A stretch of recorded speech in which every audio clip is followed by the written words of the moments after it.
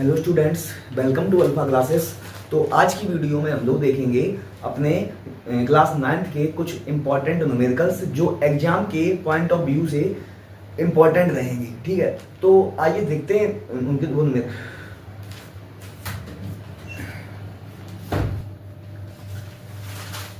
Hello students, welcome to Alpha Classes. तो आज की वीडियो में हम लोग देखेंगे अपने क्लास 9th के कुछ इंपॉर्टेंट न्यूमेरिकल्स जो एग्जाम के व्यू से इंपॉर्टेंट रहेंगे। तो आइए देखते हैं। इंपॉर्टेंट न्यूमेरिकल समझने से पहले हम लोग कुछ अपने बेसिक चीजें देख लेते हैं, जैसे कि u क्या होता है, v क्या होता है और t क्या होता है। ठीक है, u जानते हो क्या होता है, किसी भी वस्तु का प्रारंभिक वेग होता है, इसको हम लोग कहते हैं u।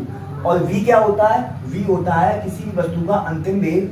ठीक है, अंतिम वेग। और इसके बाद में समय t होता है समय। ठीक है, इसके बाद में आप ध्यान रखना कि कभी भी अगर ब्रेक लगाए जा रहे हैं, ब्रेक लगाने पे क्वेश्चन में कभी भी कहा जाए तो ऐसी कंडीशन में अंतिम वेग यानी कि v बराबर हो जाता है 0 यानी कि 0। इसके बाद में आपको गति के समीकरण याद रखने हैं कि गति के समीकरण कितने होते हैं। गति के समीकरण कितने होते हैं, v बराबर u प्लस ए टी पहला होता है। ठीक है, इसके बाद क्या होता है, इसके बाद होता है s बराबर U T plus half A T square. ठीक है, इसके बाद में होता है क्या, v स्क्वायर बराबर यू स्क्वायर प्लस 2as। ये आपको गति के समीकरण भी याद रखने हैं, जिसकी सहायता से हम लोग अपने न्यूमेरिकल्स लगाएंगे। तो अपना पहला न्यूमेरिकल नंबर फर्स्ट जो है वो है कि एक जहाज है कोई, तो वो जहाज जो है 56 किलोमीटर प्रति घंटे की चाल से चल रहा है, यानी कि u बराबर 56 किलोमीटर प्रति घंटा। प्रारंभिक वेग हो गया 56 किलोमीटर प्रति घंटा। इसके बाद में कहा जा रहा है गति कर रहा है और 1 सेकेंड बाद यानी कि t बराबर हो गया 1 सेकेंड।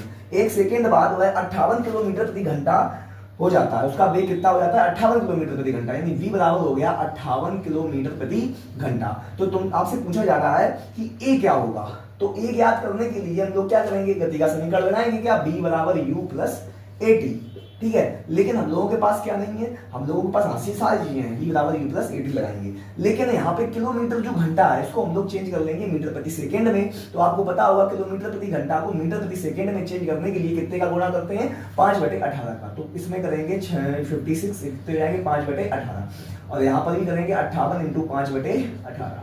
ठीक है, तो जब हम लोग उसको काटेंगे तो काट लो, तो काटने से कितना आएगा, 2 में 18। ठीक है, तो 2 में 4 2 8 16, तो कितना आ जाएगा, यहाँ पे आ जाएगा 140/9। ठीक है, यहाँ पर ही काट लो, 2 में 18 2 दूनी 4, ये हो जाएंगे 2 में 18। यहाँ पर कितना आ जाएगा 145/9 मीटर प्रति सेकेंड। अब मान रख देंगे आके, तो v का मान आपके पास कितना है, 145/9। u का मान कितना है, u का मान है 140/9 प्लस a का मान 1 है, a का मान निकालना है और t बराबर आपका दिया गया 1। तो ये तो पूरा a ही हो जाएगा। इसको साइड भेजेंगे तो 145/9 माइनस 140/9 बराबर a। तो ये आपका कितना आ जाएगा, 5/9 a। तो जब 5/9 आ गया तो उसका भाग देंगे तो इतना आएगा 0.056 मीटर प्रति सेकेंड। ये आपका आ गया ए का मान, यानी कि उत्तर आ गया। हेलो स्टूडेंट्स, तो आगे का न्यूमेरिकल जो हम लोगों का है, ये है हम लोगों का रॉकेट का न्यूमेरिकल, जो कि एग्जाम में बहुत पूछा जाता है। तो न्यूमेरिकल आइए देखते हैं इसको। न्यूमेरिकल है कि एक रॉकेट में 0.25 किलोग्राम प्रति सेकेंड की दर से ईंधन जलता है, यानी कि m बराबर, ये आपका इसमें जो m दिया जा रहा है, कितना जल रहा है इसका, ये जल रहा है 0.25 किलोग्राम प्रति सेकेंड, ये जल रहा है। अगर इसको आप चाहें तो कैसे लिख सकते हैं, इसको लिख सकते हैं dm/dt, मतलब कुछ समय में द्रव्यमान में धीरे धीरे परिवर्तन हो रहा होगा, वो कितना होगा 0.25 किलोग्राम प्रति सेकेंड, जैसे जैसे ये ऊपर जाएगा। इससे गैस कितनी निष्कासित होती है, तो गैस की बात अगर की जाए तो गैस कितने वेग से निष्कासित हो रही है, लिखा है कि जो गैस के रूप में 15 किलोमीटर प्रति सेकेंड, 15 किलोमीटर प्रति सेकेंड के वेग से निष्कासित होता है। तो इसका मतलब ये वेग ही है, तो वेग प्रारंभिक ही होगा, यानी u का मान आपको दिया जा रहा है 15 किलोमीटर प्रति सेकेंड के वेग से निष्कासित हो रहा है और धीरे धीरे ऊपर की ओर बढ़ रहा है, जिसमें कि प्रत्येक समय में द्रव्यमान में कितना परिवर्तन होगा, 0.25 किलोग्राम प्रति सेकेंड। आपसे कहा जा रहा है कि निष्कासित गैस द्वारा रॉकेट पर आरोपित बल की गणना कीजिए। बल निकालना है, तो आप लोग जानते हैं जैसे कि मान आपको किसके दिए जा रहे हैं, आपको मान दिया जा रहा है m का, m को हम लोग लिख सकते हैं dm/dt। मतलब क्या है इसका, कि कुछ t समय में m में जो परिवर्तन हो रहा है और कितने वेग से निष्कासित हो रही है गैस, 15 किलोमीटर प्रति सेकेंड के वेग से गैस निष्कासित हो रही है। आपसे बल पूछा जा रहा है, बल का मतलब यानी कि F पूछा जा रहा है। तो F बराबर होता है m a, यहाँ पर a किसका काम करेगा, u का, तो F बराबर हो जाएगा m u। F बराबर m की जगह हम लोग लिख सकते हैं dm अपॉन dt u, ठीक है। F बराबर dm अपॉन dt कितना है 0.25 इंटू u का मान कितना है 15, ठीक है। u का मान है 15। तो जब हम लोग इसको सॉल्व करेंगे तो सॉल्व करने से हम लोगों के पास कितना आएगा, सॉल्व करने से पास लोग आएगा कितना आएगा 3.75 मीटर, ये आ जाएगा, इतना बल आरोपित करेगा, ठीक है। हेलो स्टूडेंट्स, तो जो आगे का न्यूमेरिकल हम लोगों का है ये है हम लोगों का हेलीकॉप्टर का न्यूमेरिकल, जो कि एग्जाम के व्यू से मोस्ट इंपॉर्टेंट है। आइए पढ़ते हैं। न्यूमेरिकल आपका है कि कोई हेलीकॉप्टर किसी स्थिर नाव में फंसे हुए लोगों के लिए भोजन पैकेट गिराने के लिए भेजा गया है। मतलब ये कोई स्थिर नाव है, अगर ये स्थिर नाव है तो उसका यू कितना हो जाएगा 0। इसमें कुछ लोग फंसे हुए हैं जिनको भोजन पहुंचाने के लिए, पैकेट गिराने के लिए हेलीकॉप्टर भेजा गया है। तो ये हेलीकॉप्टर कहा जा रहा है आगे कि यह 20 मीटर की ऊंचाई पर 2 मीटर प्रति सेकेंड के एक समान क्षैतिज वेग से चल रहा है। इसकी ऊंचाई जो है वो कितनी है 20 मीटर प्रति सेकेंड, यानी कि h बराबर जो आपका है वो है 20 मीटर प्रति सेकेंड की ऊंचाई से ये चल रहा है, आगे की ओर बढ़ता जा रहा है। और कहा जा रहा है कि वेग कितना इसका बढ़ रहा है, 20 से 2 मीटर प्रति सेकेंड की वेग से। अच्छा, ये जो भोजन के पैकेट गिराए जाएंगे, जो उन पे जो बल लगेगा गुरुत्वीय त्वरण, यानी कि वो नीचे की ओर लगेगा, यानी कि ए जो नीचे लगेगा, ठीक है, वो कितना होगा 10 मीटर प्रति सेकेंड स्क्वायर, यानी कि ए का मान दिया जा रहा है 10 मीटर प्रति सेकेंड स्क्वायर। इसके बाद कहा जा रहा है कि नाव जब नाव का सबसे निकट वाला सिरा, ये नाव का सबसे निकट वाला सिरा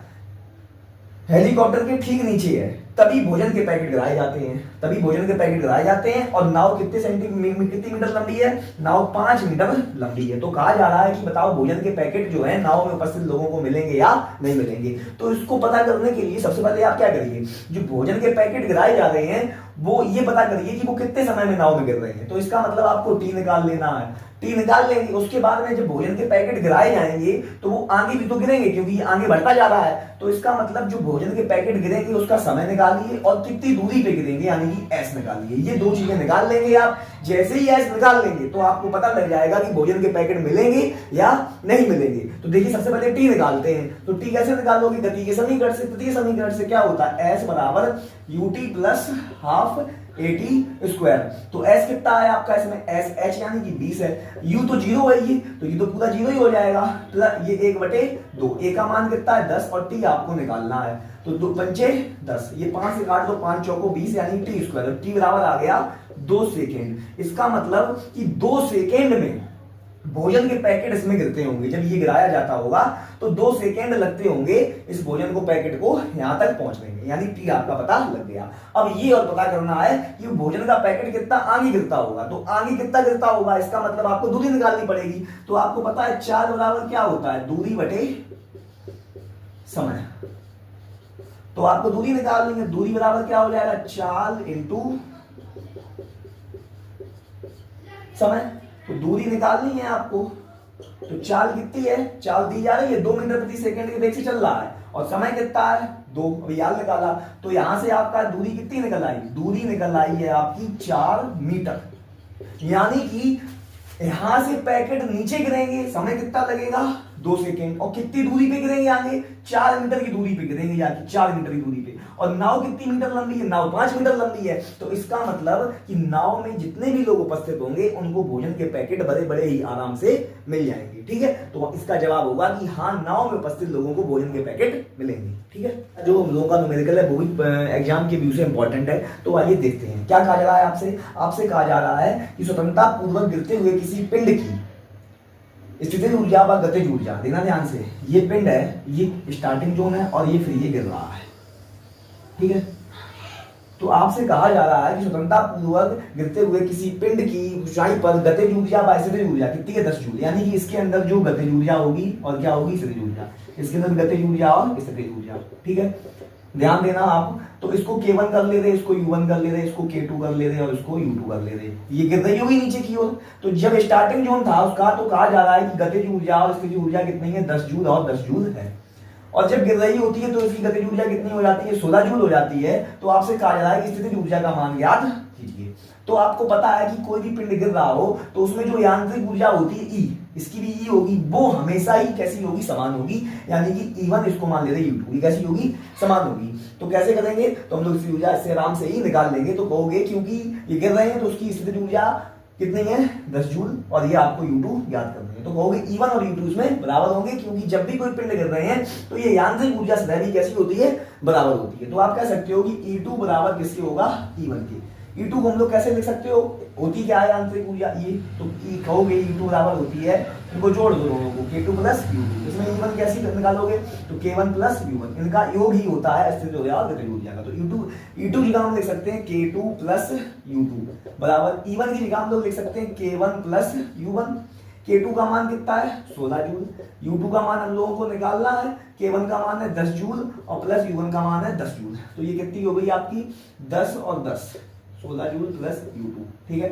ये आपकी कितनी हो गई 10 और 10 कितनी हो गई 20 जूल। तो U2 बराबर आपकी आ गई 20 माइनस 16, यानी कि U2 यानी स्थिर ऊर्जा आ गई आपकी 4 जूल। तो इस प्रकार से हम लोग ये निकाल लेते हैं। Okay, thanks, all the best students. तो हम लोग अब देखते हैं अपने आगे न्यूमेरिकल्स। आगे का न्यूमेरिकल आपका है कि एक मशीन 200 जूल कार, तो 200 जूल कार यानी कि W बराबर हो गया 200 जूल। 200 जूल कार जो है वो मशीन कितनी सेकंड में कर रही है, T बराबर 20 सेकंड में कर रही है। तो आपको ज्ञात करना है कि सामर्थ्य कितना होगा, यानी शक्ति पावर कितनी होगी। तो सीधा सा इसका फॉर्मूला आप ध्यान रखना होता है P बराबर W अपॉन टी। P बराबर W अपॉन टी से निकाल लेते हैं। तो P बराबर W का मान है 200, ये है 20, काट दोगे आप तो कितना आएगा, आएगा 10 और मात्रक क्या होगा, कहोगे शक्ति का मात्रक होता है वाट, यानी कि 10 वाट।